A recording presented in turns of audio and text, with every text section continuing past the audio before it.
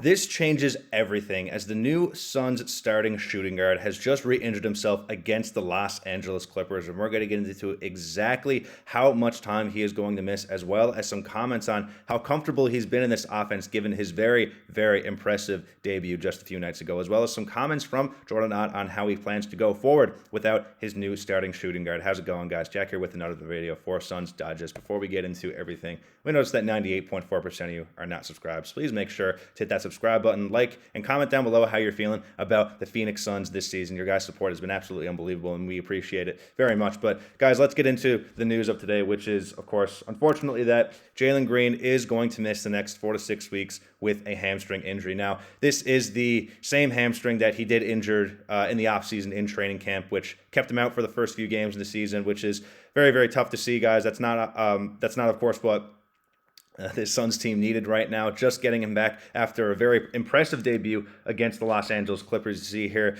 in his debut, scoring 29 points, 3 assists, 2 steals, 3 rebounds, and on excellent efficiency as well, shooting 50% from the field and 46% from the three-point line, which is, very good to see, especially from Jaylen Green in this offense. I know some Suns fans were probably a little worried that Jaylen Green has a reputation of being a shot chucker and not having the greatest shot selection. I know myself, there was a few times there watching the game where he was doing his regular ISO ball stuff, kind of dribbling around the 3-point line and doing his step backs, which is typical Jaylen Green, how he plays. And I was kind of wincing a bit, like, oh, that might have been a bad shot, but he was on fire this game, knocking down all of his 3-pointers and knocking down most of his shots and putting on some excellent rim pressure as well, driving to the basket, as well as his defense. I think his defense has certainly looked like it's improved from last season just a little bit. He was showing a little bit more hustle and a little more effort than he would be on the Houston Rockets, but overall, just a great debut from Jaylen Green. And it was very tough to see that he went down in that second game against the Los Angeles Clippers so early, injuring his hamstring. Of course, they're going to take the time necessary to nurse that back to health and make sure that he's going to be ready in the next 4 to 6 weeks, which is going to be close to the new year. So we might not see him play again until 2026, but of course, we hope that he has a speedy recovery and he comes back fully healthy and helping this Suns team compete for the playoffs. But Jaylen Green had some comments about the new offense, saying that excuse me, that's wrong graphic. He said, overall, I really was just excited to get out there. I was telling the guys and everything that I couldn't even sleep. Usually I take a pre-game nap, and I couldn't even get my nap in. I was so excited. It was a lot of fun out there. Just got to keep stacking days. And he continued on saying, feel like our offense has a lot of spacing, and it allows us to get up a lot of threes and allows us to play fast. The two things that I love to do. I was watching the film. We broke it down, sitting with the coaches, breaking down film and stuff like that, and everything worked out. So got to keep going. So great to hear that Jaylen Green feels comfortable in this offense. Watching the game, you can see that moving off the ball, he looked great. He's a second option on this Suns team. Jordan Ott is going to give him the green light.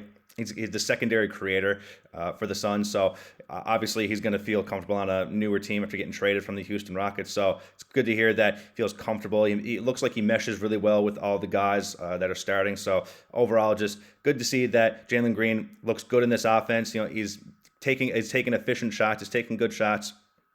And overall, hopefully he comes back very healthy from his that hamstring injury, and hopefully they can kind of get that down pat. But getting into some comments from Jordan Ott, who had some comments after Jaylen Green's unfortunate injury. He kind of went on there saying, it's the next man up, and this is 82 games. It's hard to be healthy. Your full unit healthy for 82 games. We'll get tested again, but there's no excuses. This team will have no excuses. We lace them up, go out, and play. The goal is to find a way to beat the other team by 1 point.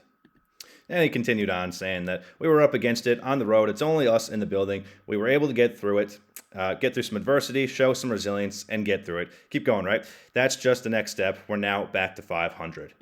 And speaking of next man up, that is another thing that we're going to get into in this video is what's the starting lineup going to look like with Jaylen Green now being out. For the majority of the season, guys, it's been Mark Williams, Devin Booker at the point, Grayson Allen at the 2. Ryan Dunn was starting a few times, as well as Royce O'Neal and Osei Ighodaro. So it's kind of changing here and there, game by game. But someone that I think should be starting for sure is Collin Gillespie. He's been playing great this season. You can see here, Collins is just the second player in NBA history with 100-plus points, 50-plus assists, and 25-plus three-pointers made off the bench through the first 10 games of a season. So I've made a video about this before.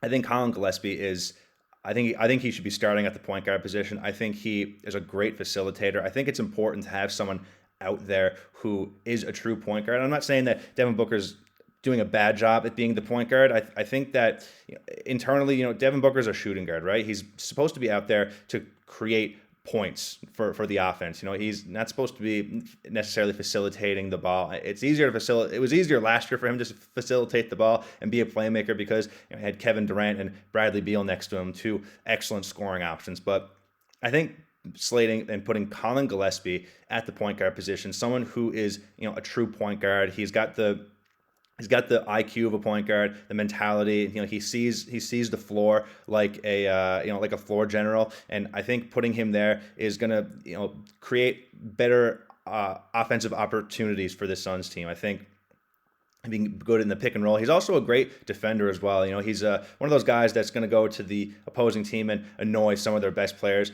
He's a hustler. He's a great three-point shooter. He can space the floor. So I think that that's something that should be looked at against this game against the Pelicans. That's going to happen tonight. So something to look at, definitely something to talk about.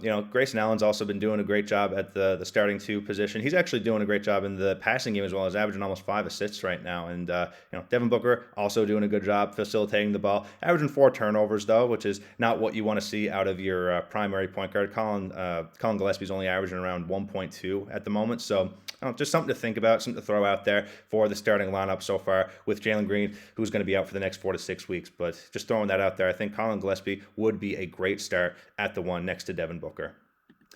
Taking a look at this game against the New Orleans Pelicans tonight, guys, this is a game that the Suns should, in my opinion, pretty easily win. I mean, we got Dillon Brooks back now, which is great. He played against the Clippers the other night, made his debut back. He had a great game, put up 16 points. That was great to see that he has no hindrance in his game at all from his small groin injury that he had. But this should be, again, a pretty easy win against the this is a very depleted New Orleans team. You can see here that their injury report has Yves Messi, who's day-to-day right now, so he could potentially play tonight. DeJounte Murray is still out from his season-ending injury last year. Jordan Poole is going to be out, as well as Zion Williamson. So again, this should be a pretty easy win for the Phoenix Suns tonight. I mean, they're a depleted team right now. They're injured across the board. Yves Messi might play tonight. He's one of the better starters right now on the Suns team right now with all their injuries. Trey Murphy is going to play tonight. Herbert Jones is going to play tonight, one of the best defenders in the NBA when he's totally healthy. But again, I think pretty easily,